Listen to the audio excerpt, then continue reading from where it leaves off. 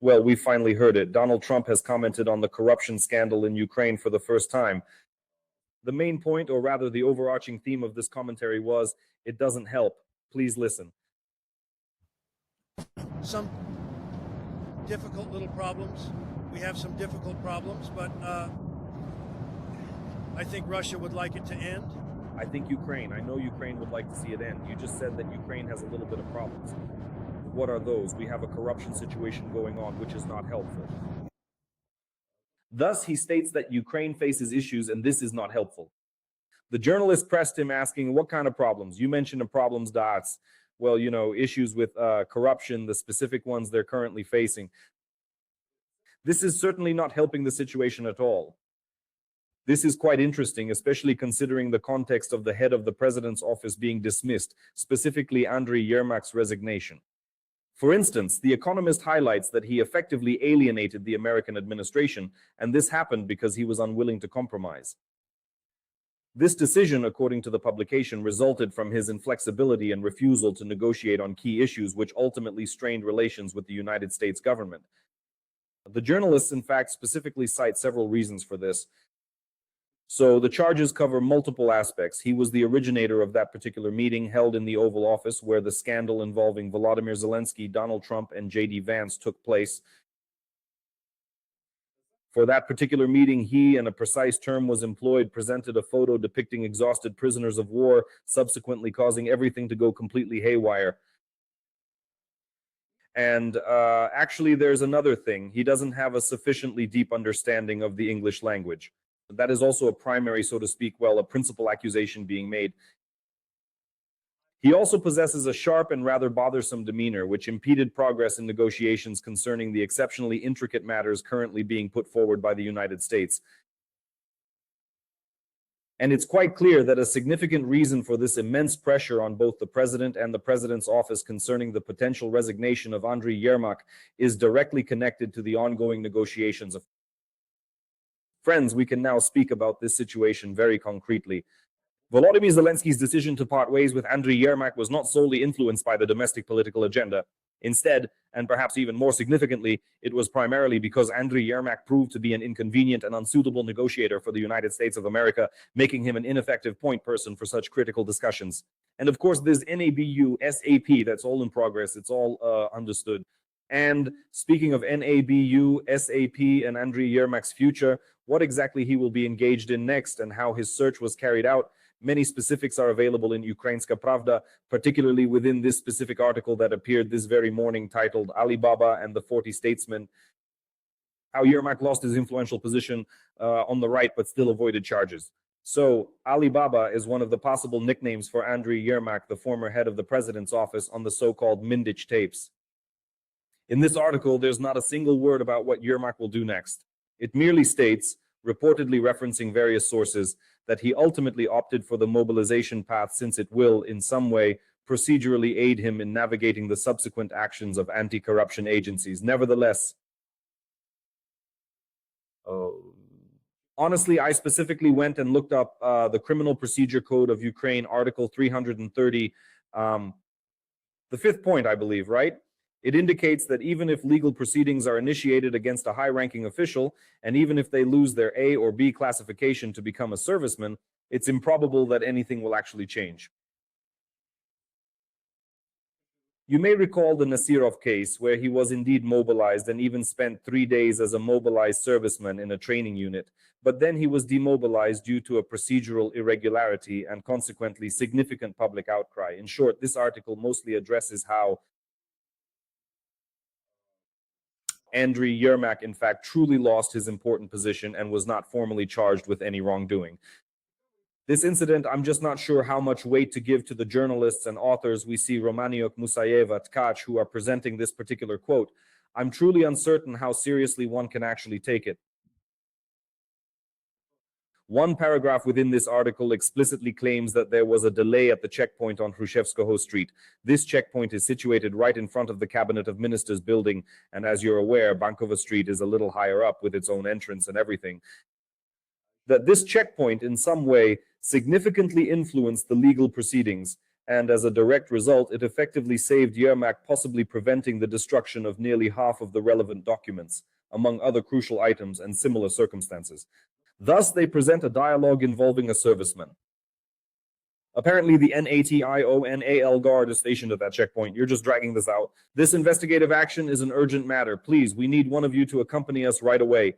The NABU officials persisted, emphasizing the immediate need.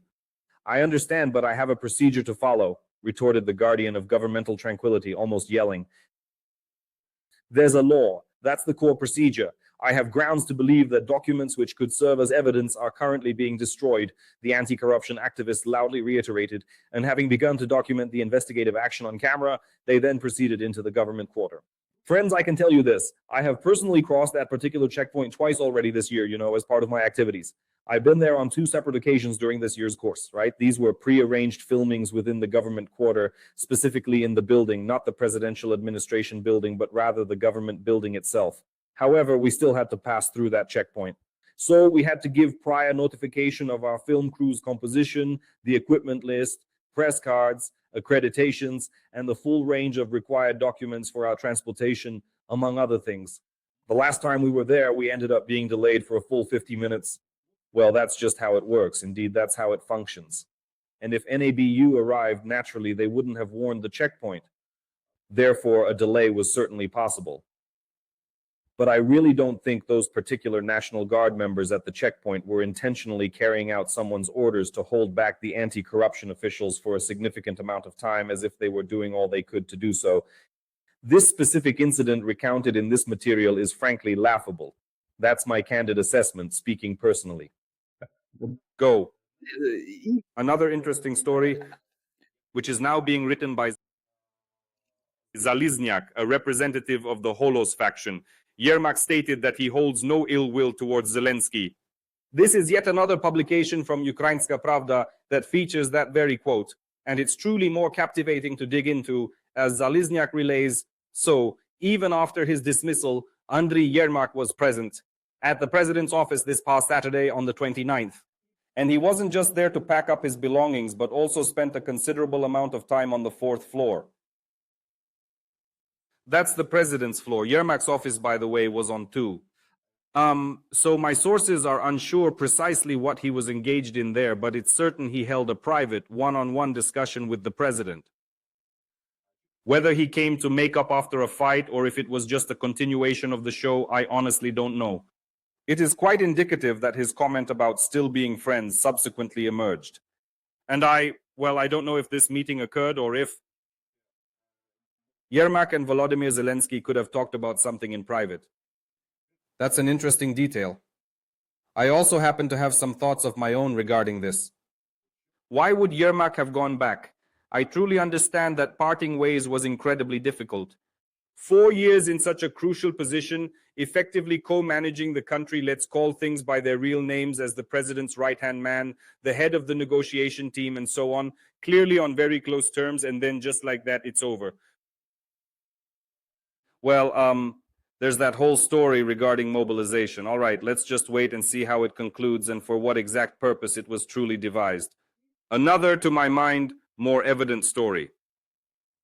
The discussion revolves around the sphere of influence that Yermak might still hold on to, even subsequent to him being relieved of such a significant role as the head of the president's office. And so that you fully grasp what exactly we are discussing, I will now refresh your memory once more. The president's address from Friday, where he made the announcement that Andriy Yermak had tendered his resignation. But maybe not everyone. Well, many people didn't listen to the rest of that address. It's long, almost 5 minutes, and there's a very interesting part that's worth noting.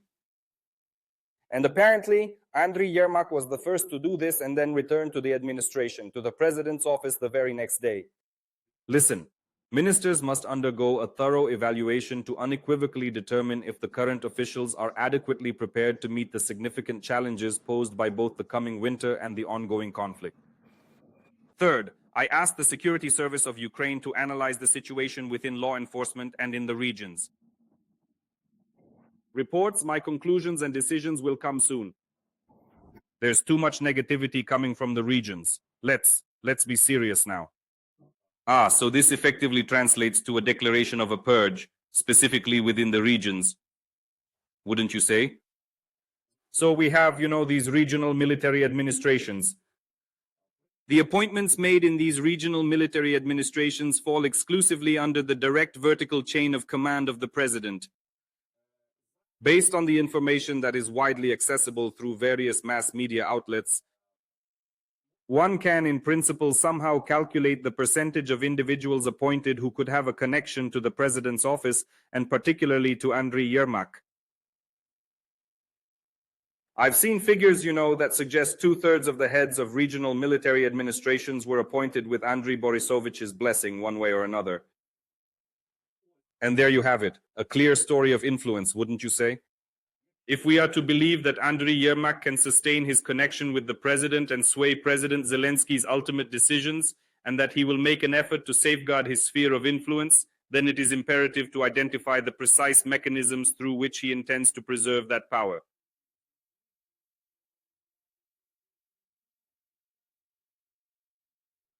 So here is one of the available tools to try and retain the heads of the regional military administrations who are of particular interest to Andriy Yermak in their current positions.